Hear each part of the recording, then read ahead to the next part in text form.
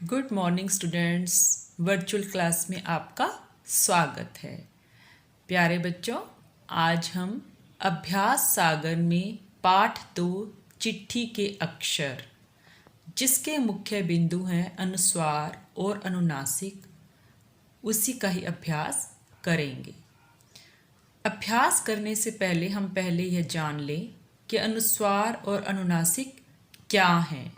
अनुस्वार को हम बिंदु वाले शब्द और अनुनासिक को हम चंद्र बिंदु वाले शब्द कहते हैं। और आप सभी चौथी और पांचवी कक्षा में भी इसके बारे में पढ़ते आए हैं। तो आपको मैं थोड़ा सा अनुस्वार और अनुनासिक के बारे में जानकारी दे दूं। अनुस्वार क्या है? इसका उच्चारण नासिका से होता है। जिस वर्ण के बाद इसका उच्चारण होता है, उस वर्ण की शिरोरेखा पर इसका प्रयोग होता है तथा पंचम वर्ण उसी वर्ग का प्रयोग किया जाता है जिस वर्ग का अगला व्यंजन हो। उदाहरण के आधार पर जैसे अंग, दंड, हिंदी। ठीक है बच्चों। और अनुनासिक क्या है? अनुनासिक है चंद्र बिंदु वाले शब्द। इनका प्रयोग सभी स्वरों के साथ हो सकता है।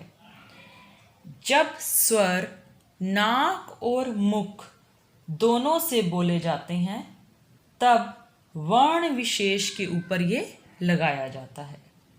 ऐसे स्वर ही अनुनासिक कहलाते हैं, जैसे हंस, आँख, डांट, धंस। ठीक है बच्चों, तो अब हम इसका पहला प्रश्न करेंगे। ठीक है बच्चों। प्रथम प्रश्न में आपको बताया गया है प्रथम प्रश्न में 4 वाक्य आपके सामने दिए गए हैं। आप अपनी बुक में खोलेंगे कि 4 वाक्य कौन से हैं। मैं आपको यहाँ पर पढ़कर सुनाऊंगी और मैंने उसके उत्तर यहाँ पर लिखे हैं।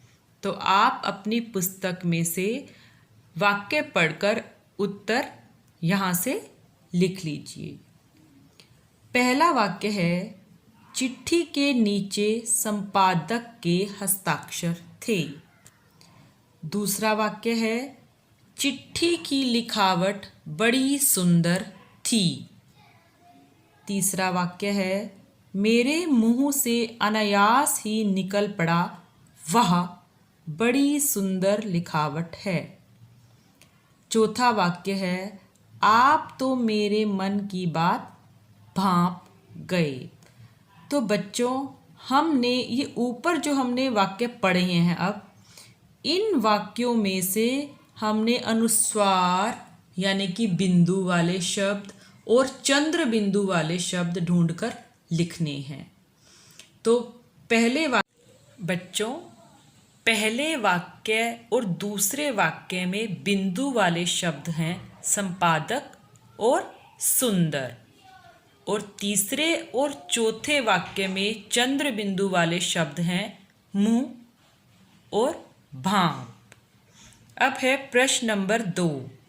बिंदु वाले शब्दों में जिस वर्ण पर बिंदु लगा है, उसे बोलने के बाद आवाज़ कहाँ से निकलती है? उचित उत्तर पर सही का निशान लगाइए। बच्चों, कहाँ से निकलती है आवाज़? नाक से। प्रश्न है 3। चंद्र बिंदु वाले शब्दों में जिस अक्षर पर चंद्र बिंदु लगा है, उसे बोलते समय आवाज़ कहाँ से निकलती है? उचित उत्तर पर सही का निशान लगाइए। मुंह और नाक दोनों से निकलती है, अर्थात ये है अनुनासिक। बच्चों, यदि आपके पास अभ्यास सागर की पुस्तक है तो आप इस कार्य को उसी पुस्तक पर करेंगे। यदि आपके पास बुक अवेलेबल नहीं है तो आप इस कार्य को रफ नोटबुक पर करेंगे।